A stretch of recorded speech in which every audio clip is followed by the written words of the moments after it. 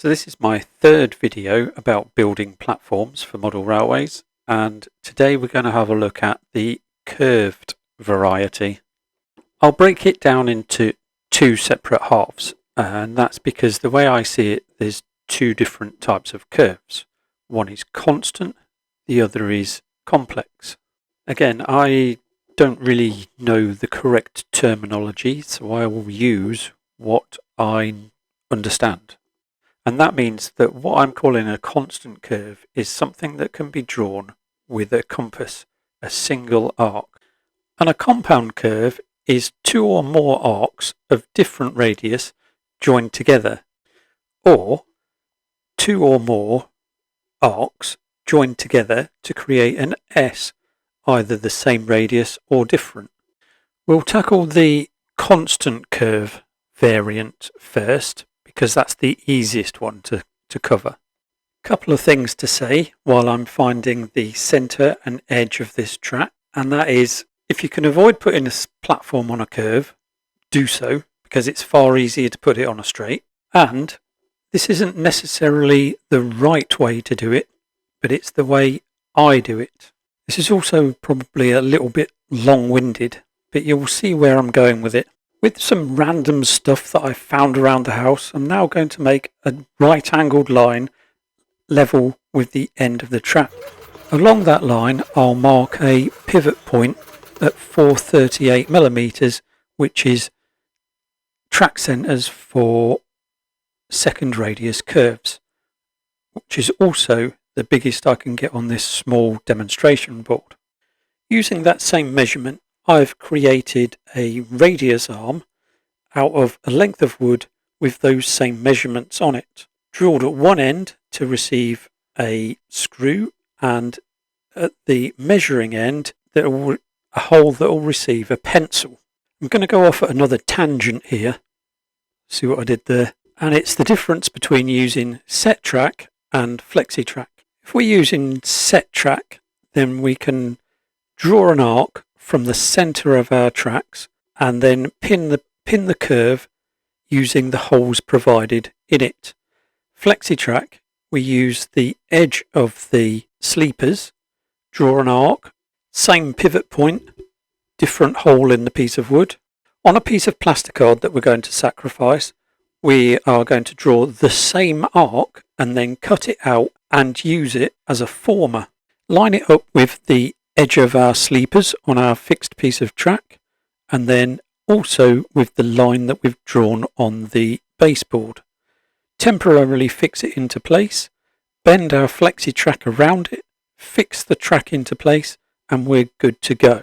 We're going to use the radius arm again, and we're going to draw a line in the center of our curve. Then we'll get the longest coach that we operate on our railway, and we'll put it on the curve and find the center of that coach, line it up with that line that we've just drawn.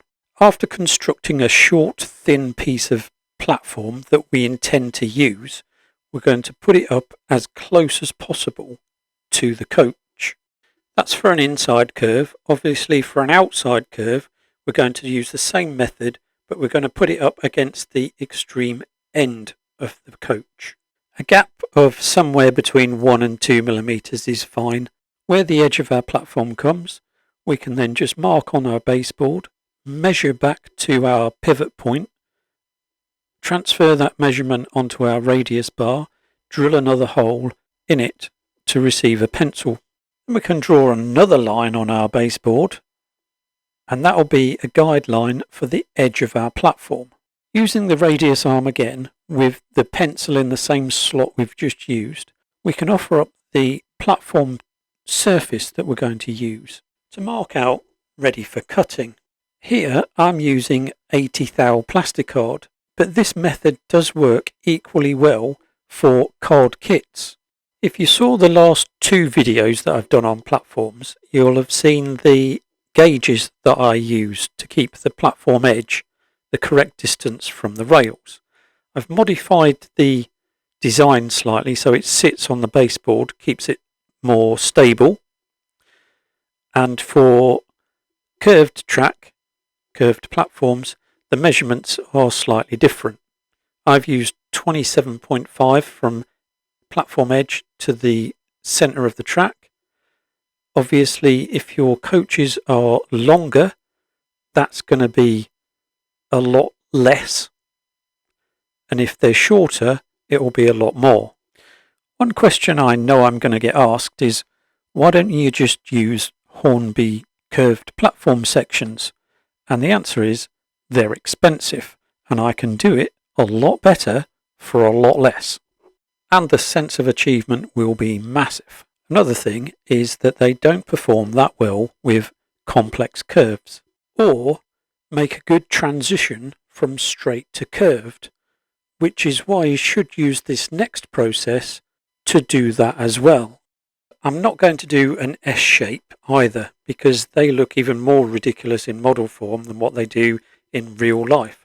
I'm going to do sort of like an egg shape, and it's not even going to be the whole egg. It's going to be about 2/3 of it, and it will be so subtle you won't even realize that it's that shape. So you'll just have to take my word for it. To do this, we're going to have to be a bit inventive, because our radius bar won't work, because the curve is in constant transition. So there's no one point where you can, well, there probably is, but there'll be thousands of points where you'd have to make thousands of different lengths of radius bar. That means we're going to have to make a custom tool. I've just made it on the screen here. Easy to make, pencil with a flat filed or carved on one side. We're going to put that flat on the center of our coach for an inside curve, and we're going to hold the pencil and the coach and draw a line on the baseboard. It's quite difficult to do, but not impossible. It's the same process for an outside curve. You just put the pencil on the very end of the coach. I'm going to say it's not an exact science, but it will get you very, very close. You'll probably have to do quite a lot of trimming. That will be the guide mark on our baseboard, and we just do exactly the same again to get our cut line on our preferred platform top. I hear you ask, all well and good for the platform surface, but how about for the walls that the platforms sit on? Well, for this method, we're just going to tape a 2mm spacer to our coach and repeat the process. And for the constant curve method, you've guessed it, it's another hole in our radius bar. For the walls that the platforms sit on, there's a lot of variation, as I've probably mentioned before. So that depends on whether you're putting the track straight on the baseboard or whether you're putting it on cork underlay, and then what size underlay, 1.5mm or 3, and then it's the size of your track as well, code 100 or code 75 for 00, that is. Personally, I use 3mm cork underlay and code 75 track. I also use 2 lots of 80 thou plasticard on top of the 15 by 15mm softwood that you can see here, and that gets me to within 1mm of the preferred platform height above rail level, which is, for 00 gauge, 12mm.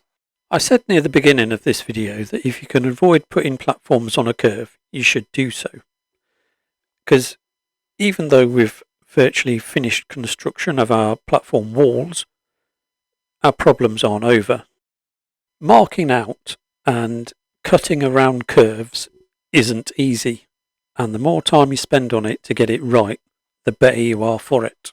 In this video, I'm just going to skirt around the construction elements really, because I've got another video coming out that uses the same techniques but on straight track.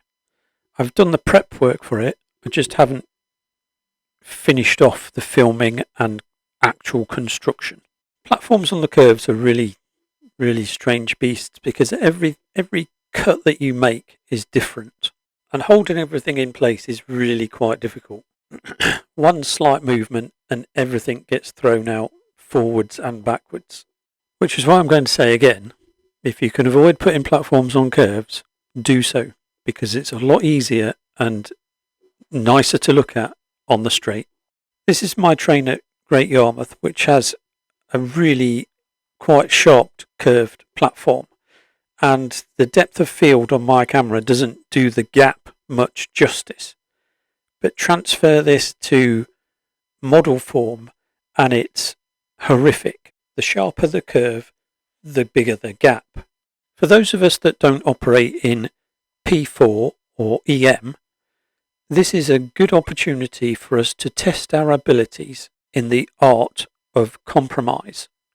What looks good against reality and what you want out of your model railway. So like I said, I've got another video that's under production on platforms, and we'll go into construction in a little more detail. That one's going to be straight track. We'll also look at platform edges and walls again. It won't be the next video, because in the next one I'll be going bananas, and it probably won't even be this year because I've got so much to get out before I actually even start doing that. So for now, thanks for watching. See you next time.